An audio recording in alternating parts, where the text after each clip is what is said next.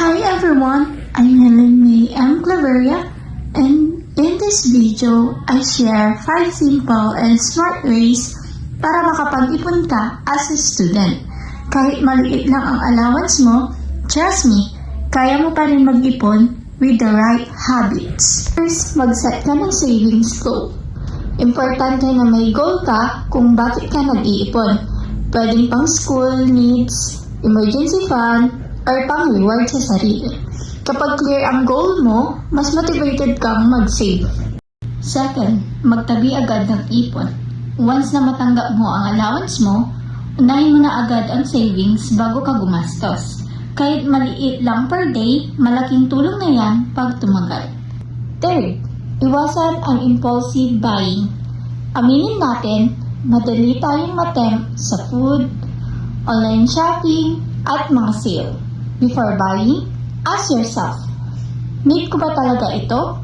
If not, save your money instead.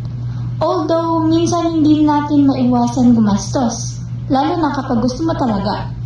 It's okay to spoil yourself sometimes, but not every day. Know your limit on spending money. 4. Magbaon at magtipid sa daily expenses. Mas makakatipid ka kung magbabaon ka ng food and water kaysa laging bumibili, di ba? Imagine, araw-araw ka bumibili ng food and water. Sabihin na natin sa food mo is nakakagastos ka ng 70 pesos a day and water is around 20 pesos. So, total of 90 pesos ang expenses mo every day kapag wala kang baon na food and water. Sayang na rin yun, di ba? If ever na may mailuto sa bahay, why not na magluto na lang, di ba? Kasi yung mga natitipid mo sa araw-araw, pwede mo nang idagdag sa savings mo. And lastly, humanap ng small sideline or extra income. If may free time ka, pwede kang mag-online selling, like affiliate a product on TikTok. Kasi malay mo, mag-boost ang video mo and magka-income ka ng malaki. Try and try lang sa ibang bagay. Malay mo, pagising mo, mayaman ka na pala. Isa ka ng Disney princess, o di ba? Basta magsumikap at magtiyaga ka lang. Hindi kailangan ng malaki ang kita. Ang importante, may extra kang pwedeng ipunin. Those are the 5 simple and smart ways para makapag-ipon ka bilang student. Hindi madali sa umpisa, pero once na naging habit na, mas magiging confident ka sa pag-handle ng pera mo. Take note, hindi mahalaga kung gaano kalaki ang iniipon. Ang mahalaga ay nagsisimula ka.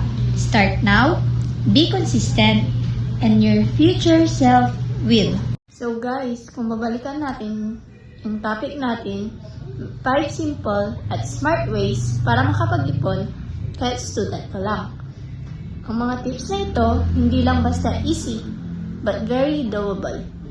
Basta consistent ka at may plan, makakatulong ito sa future mo. Kahit maliit na step, malaki effect sa long run. First, ang mag-set ng savings goal. Super important ito kasi kapag alam mo bakit ka nag-iipon, mas motivated ka talaga. Parang may roadmap ka sa pera mo. Hindi ka maliligaw. Pwede laptop fund, school trip, o emergency fund. Second, magtabi agad ng ipon. Kapag may allowance ka o natanggap na pera, unang-unahin ang savings bago gumastos. Kahit kunti lang. Kapag lagi, dahan-dahan, tumalaki. Third, iwasan ang impulsive buying.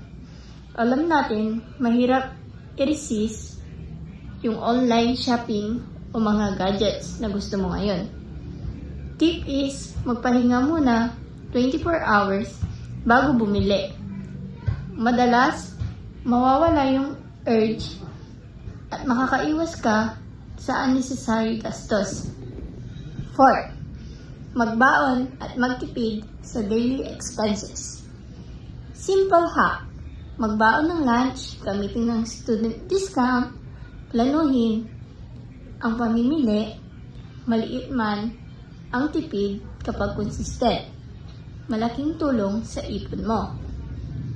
And lastly, humanap ng small sideline o extra income. Free love items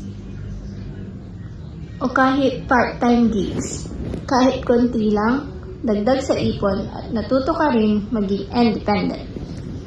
So guys, yung 5 tips na ito, goal setting, agad na pag-iipon, control sa impulsive buying, tipid sa daily expenses, at extra income.